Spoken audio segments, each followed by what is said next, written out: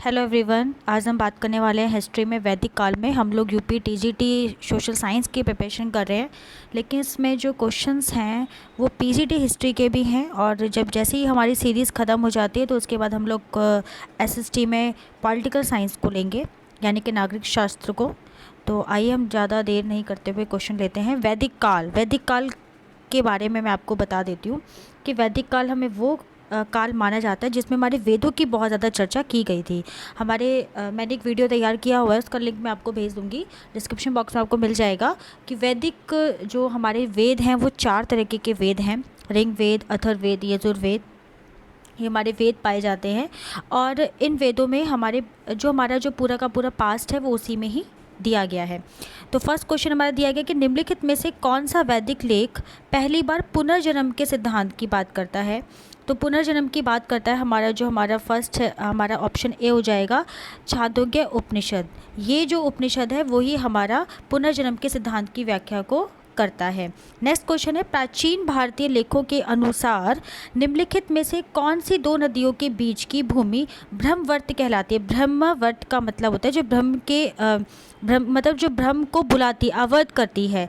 तो इसका हमारा ऑप्शन होगा 1 ए ऑप्शन, सरस्वती नदी और दृश्यवती नदी। ये कहाँ मिलती है मैं आपको बता देती हूँ। पंजाब का एक भाग है जहाँ पर सरस्वती और दृश्यवती नदियों का मिलन होता है, तो उसे ही हम लोग ब्रह्मावर्त कहते हैं, ब्रह्मावर्त कहते हैं। थर्ड क्वेश्चन की तरफ चलते हैं। थर्ड क्वेश्चन है, निम्नलिखित में से किस उपनिषद से जो एक वाक्य है, एक में इसमें वाक्य ना आपका मिसप्लेस हो गया, मैं आपका वाक्य बता देती हूँ, एक सेकेंड। वाक्य है, तमसो माँ ज्योतिर्गमय। तमसोमा ज्योतिर्गमय, ये कहाँ से, इसका मतलब होता है हमें अंधकार से प्रकाश की ओर ले चलना है। तो ये किस उपनिषद से आता है, तो ये हमारा आता है ब्रह्मदार्यक उपनिषद से। तो ये हमारा कथन, ये बहुत इंपॉर्टेंट है, बार बार एग्जाम्स में आता ही रहता है क्वेश्चन, बहुत बार रिपीट हुआ है। नेक्स्ट क्वेश्चन की तरफ चलते हैं। नेक्स्ट क्वेश्चन है, एक पुनर्विवाहित स्त्री के लिए प्रयुक्त पुनर्भू में ये ऐसे आएगा, पुनर्भू शब्द सर्वप्रथम किस ग्रंथ में दिखता है। तो ये दिखता है हमारा बी ऑप्शन, अथर्ववेद में दिखता है। जो पुनर्विवाहित जो स्त्री के लिए जो एक पुनर्भू शब्द का उल्लेख किया गया था, सर्वप्रथम अथर्ववेद में ही किया गया था। नेक्स्ट क्वेश्चन है, किस ग्रंथ में अवतारवाद की चर्चा की गई। अवतारवाद की चर्चा की है भगवत गीता में। भगवत गीता में जब उन्होंने अर्जुन को उपदेश दिया था श्री कृष्ण ने, तो उन्होंने इसके बारे में बताया था। जैसे कि महाभारत जो लिखे गए थे, हमारा बहुत धार्मिक ग्रंथ माना जाता है, बहुत पुराना, और ये जो मौलिक रूप से संस्कृत भाषा में लिखा गया था। तो अवतारवादी जो संबंधी जो ग्रंथ के बारे में जो बात की गई थी ना, वो इसी ग्रंथ में की गई थी। और उन्होंने अर्जुन को ये कहा था कि जब जब धर्म की हानि और अधर्म की वृद्धि होती है, तब तब मैं, यानी कि जो भगवान कृष्ण हैं वो अवतरित होते हैं, यानी कि अवतार की बात उन्होंने वहीं पर बताई थी। नेक्स्ट क्वेश्चन की तरफ चलते हैं। नेक्स्ट क्वेश्चन है, किस ग्रंथ में जल प्लावन कथा की बात की गई थी। जल प्लावन की बात किस कथा में की गई थी। तो हम इस क्वेश्चन की तरफ चलते हैं। इसका हमारा ऑप्शन आएगा बी में हमारा शतपथ ब्राह्मण जो हमारा ग्रंथ है उसमें इसकी व्याख्या की गई है। शतपथ ब्राह्मण यजुर्वेद का ब्राह्मण है और प्राचीन इतिहास के साधन के रूप में वैदिक साहित्य में ऋग्वेद के शतपथ ब्राह्मण का स्थान दिया गया था। तो इसी में जन प्लावन की कथा थी वो निर्धारित की गई थी और उसी का इसमें दिया गया था उल्लेख। नेक्स्ट क्वेश्चन है, प्राचीन भारतीय जिस विवाह में कन्या के पिता को गौ मिथुन देने की शर्त होती थी उसे क्या बोलते थे। तो उसे बोलते थे आर्ष कहा जाता था उसको। ऑप्शन ए है इसका कि आर्ष कहा जाता था। नेक्स्ट क्वेश्चन की तरफ चलते हैं। नेक्स्ट क्वेश्चन है कि नारायण के साथ विष्णु के तदात्म्य का प्राचीनतम उल्लेख प्राप्त होता है। तो ये हमारा होता है तैत्तिरीय में। ये हमारा ए पॉइंट है, तैत्तिरीय आर्यक में होता है। ये संबंधित यजुर्वेद से है और मैत्रेयणी जो आर्यक है तैत्तिरीय और काठक शाखाओं से मिला हुआ है। नेक्स्ट क्वेश्चन की तरफ चलते हैं। उत्तर वैदिक काल में पालागल से क्या तात्पर्य है। पालागल संदेश वाहक को कहा जाता है। संदेश वाहक जो पहले जो शतपथ ब्राह्मण में जो मैंने अभी फर्स्ट क्वेश्चन में आपको बताया था उसी से रिलेटेड है। पालागल का मतलब होता था जो रत्नियों की सूचियों में इनका जो काम किया करते, दूसरे स्थान पर संदेश को ले जाने वाले की बात करते थे तो उसे संदेशवाहक कहा जाता था। ये हमारा शतपथ जो ब्राह्मण है उन्हीं के नाम से आया है। उसमें वैदिक काल में जब रचना की गई थी तो वहाँ पे पालागल का एक स्थान दिया गया, तो पालागल को बोला गया था जो एक स्थान से दूसरे स्थान की तरफ को संदेश लेकर जाए, उस दूत को कहा जाता है पालागल। नेक्स्ट क्वेश्चन की तरफ आते हैं। सप्तपदी का क्या अर्थ है? सप्तपदी का मतलब होता है 7 प्रतिज्ञा या वचन निभाना। सप्तपदी 7 पद, तो वैसे तो इसको 7 पद से मतलब हमें ये भी लग रहा है कि जैसे 7 पग चलना होता है, लेकिन इसमें 7 पद चलना नहीं है। जैसे सप्तपदी का होता है जो हिंदू विवाह से संबंधित है। में अगर हिंदू विवाह कभी आपने शादी अटेंड की तो आपने देखा होगा कि उस में कन्या और वर की जब शादी करवाई जाती है तो उस टाइम पे 7 वचन की बात की जाती है, तो उन वचनों को ही कहा जाता है 7 प्रतिज्ञा। और वो जो प्रतिज्ञा होती है वो 7 पग के द्वारा होती है, मतलब 7 फेरे लिए जाते हैं तब उसकी ये शादी पूरी होती है, तो ये उसी से ही रिलेटेड है। नेक्स्ट है हमारा, यो सर्वप्रथम किस पंथ में हिरण्यकारक शब्द मिलता है? तो ये हमारा मिलता है ऑप्शन ए, हमारा यजुर्वेद में मिलता है हिरण्यकारक। ये आर्यों का प्रारंभिक जीवन जो स्थायी नहीं था ना, तो इस कारण बहुत ज़्यादा मतलब कर का भी बहुत महत्व नहीं हुआ करता था।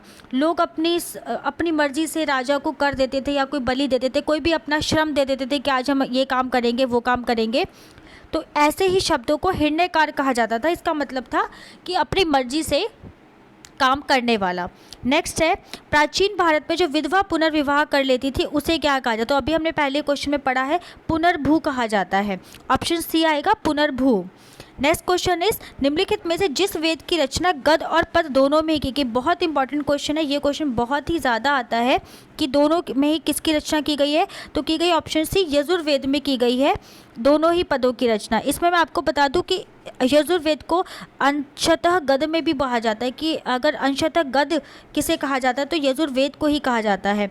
यजुर्वेद के 2 भाग हैं, शुक्ल, ठीक है, और एक हमारा शुक्ल जो यजुर्वेद है जो केवल पग में ही आता है, इसको हम लोग कृष्ण यजुर्वेद, और जो दूसरा हमारा आता है कृष्ण यजुर्वेद उसे कहा था पग और गद दोनों में। पग मतलब जो पूरी तरीके से गाया जा सके कविता के उसमें, और गद मतलब जो हमारा पूरा एक पद्यांश होता है यानी कि पैराग्राफ होता है, कहानी की तरह चलता है। तो इस तरीके से 2 उसमें भाग माना जाता है।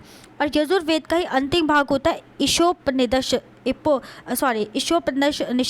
इसमें जो है इसका शाब्दिक जो अर्थ है हमारा, जो उसको अनुष्ठान से ना होकर आध्यात्मिक चिंतन से किया जाता है। तो एक क्वेश्चन और भी आता है कि कौन सा हमारा ऐसा वेद है जो आध्यात्मिक से जुड़ा हुआ है? तो हमारा आध्यात्म से जुड़ा हुआ है यजुर्वेद। तो यही बार बार क्वेश्चन का आंसर आता है यजुर्वेद। नेक्स्ट क्वेश्चन की तरफ चलते हैं। क्वेश्चन 14, निम्नलिखित में से कौन सा वेद अंशतः, देखिए अभी क्वेश्चन यही आ गया, गद में लिखा गया है, तो अंशतः जो गद में लिखा गया है वो हमारा ऑप्शन ए आ जाएगा, यजुर्वेद, वो हमारा ऑप्शन ए है। ठीक है, नेक्स्ट क्वेश्चन पे आते हैं हम लोग। ऋग्वेद में किस नदी को अम्बिते नदीते और देवित में कहा गया है? अम्बितेवे, और तो इसे हमें कहा गया है, ये हमारा आता है सरस्वती। सरस्वती नदी को अम्बित में और नदित में और देवित में कहा गया है। तो ऋग्वेद में हमें सरस्वती नदी का, आप ये देख लीजिए कि आपको ये ऑप्शन इस तरीके से भी आ सकता है कि ऋग्वेद में किन नदियों का उल्लेख ज़्यादा किया गया है, तो अम्बित में, नदित में और देवित में। एक और क्वेश्चन आता है कि गंगा नदी और यमुना नदी का कितनी बार उल्लेख हुआ है? तो आप बोलेंगे सिर्फ एक बार उल्लेख हुआ है, केवल एक बार इसका उल्लेख किया गया है।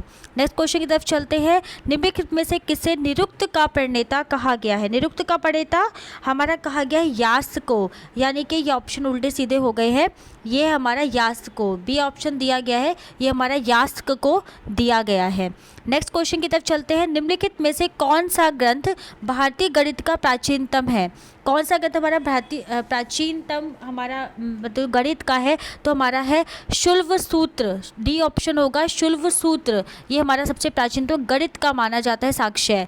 लास्ट क्वेश्चन है हमारा, निम्नलिखित में से कौन वैदिक देवता नहीं है? वैदिक देवता देखिए वैसे तो अगर देखा जाए तो हमारे वेदों में विष्णु की व्याख्या की है, विष्णु भगवान की व्याख्या की है।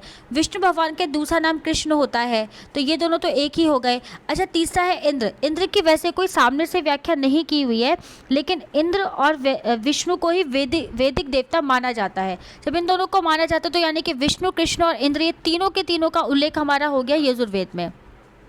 जो यजुर्वेद सॉरी ऋग्वेद में हो गया, तो हमारे पास लास्ट जो बचता है वो हमारा बचता है सिर्फ और फिर ब्रह्मा, यानी कि ब्रह्मा हमारा बचता है। तो यही हमारा ऑप्शन होगा जो वैदिक देवता जिनको नहीं माना जाता। Thank you so much, please subscribe my channel.